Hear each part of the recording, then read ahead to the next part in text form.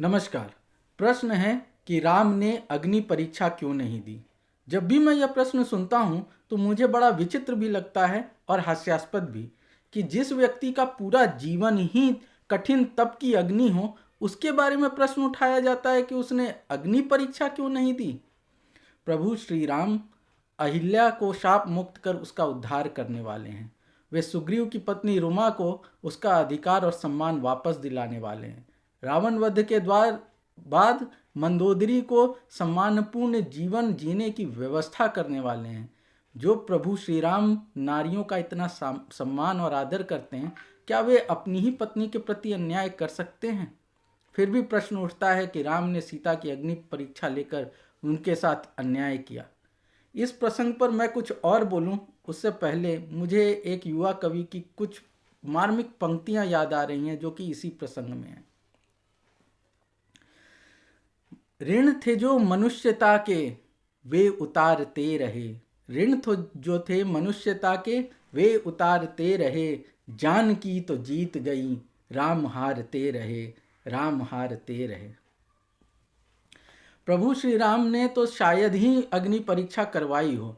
यहाँ एक बात और बता देना चाहता हूँ कि अग्नि परीक्षा प्रतीकात्मक है, किंतु जिन लोगों ने भी इस प्रसंग की कल्पना की होगी, वे कवि या रचनाकार उस समय स्त्रियों की स्थिति के बारे में भली भांति जानते होंगे।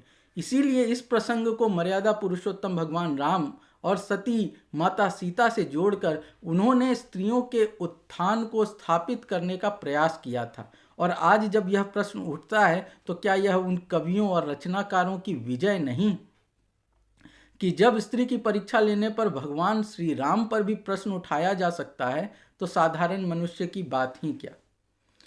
मैं एक बात और कहना चाहूँगा कि जिस प्रकार प्रभु श्री राम एक मर्यादा पुरुषोत्तम आदर्श पुरुष का उदाहरण प्रस्तुत करने के लिए अवतरित हुए थे, उसी प्रकार माता सीता भी एक आदर्श नारी का उदाहरण प्रस्तुत करने के लिए उत्पन्न हुई थी।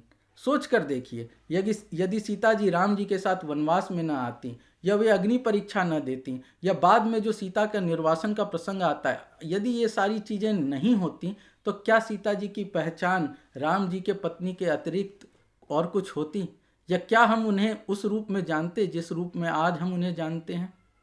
प्रभु श्री राम पर यह दायित्व भी था कि माता सीता को, जो कि नारी जाति का प्रतिनिधित्व कर रही थी, यह अवसर दें कि वे स्वतंत्र रूप से अपनी शक्ति और अपने तेज को सिद्ध कर सकें। और माता सीता भी यही चाहती थी। अग्नि परीक्षा इसी बात का प्रतीक थी कि एक स्त्री के सतीत्व में इतना तेज, इतनी शक्ति होती है कि उसके सामने अग्नि भी कुछ नहीं। और फिर भी अगर कोई कहते हैं कि अग्नि परीक्षा देनी ही थी तो राम ने क्यों नहीं दे दी, तो आप सोच कर देखिए कि यदि राम जी भी स्वयं उस समय अग्नि परीक्षा दे देते तो फिर सीता जी का क्या महत्व हो पाता। महत्व तो फिर वही श्री राम जी का ही रह जाता, और न राम यह चाहते थे न सीता यह चाहती थी। इन तर्कों के बाद भी अगर किसी को संशय रह जाता है कि राम ने अग्नि परीक्षा करवाई, तो उनको मैं एक बात बोलना चाहूँगा कि माता सीता पर तो शायद पहली बार यह लांछन लगा था और उन्होंने उसी समय अग्नि परीक्षा देकर स्वयं को पवित्र सिद्ध कर दिया। लेकिन क्या आप ये सोच सकते हैं कि प्रभु श्री राम ने उस क्षण ही अपने लिए एक अनंत अग्नि परीक्षा प्रारंभ कर दी, जिसमें वे आज तक जल रहे हैं, और लोग कहते हैं कि प्रभु श्री राम ने अग्नि परीक्षा नहीं दी। विडंबना तो ये है कि प्रभु श्री राम ने जिनके लिए यह कलंक लिया, न वे उस समय सुधरे थे, न वे आज सुधरे हैं।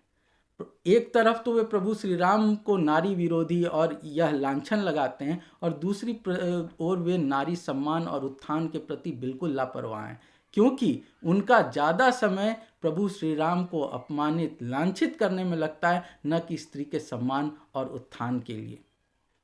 और मर्यादा पुरुषोत्तम पर जो लोग इस प्रसंग को उठाकर लांछन लगाते हैं, वे लोग शायद ही ये बात समझ पाएं कि मर्यादा पुरुषोत्तम वही है, उत्तम पुरुष वही है जो अपनी पत्नी को निष्कलंक सिद्ध करने के लिए सदा के लिए स्वयं पर लांछन ले ले।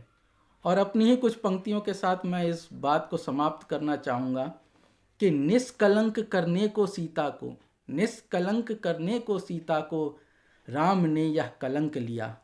निष्कलंक करने को सीता को राम ने यह कलंक लिया कि सीता हो जाए अमर, राम ने यह विष पिया। चली जो सीता अग्नि में तो राम ही विकल रहे, चली जो सीता अग्नि में तो राम ही विकल रहे।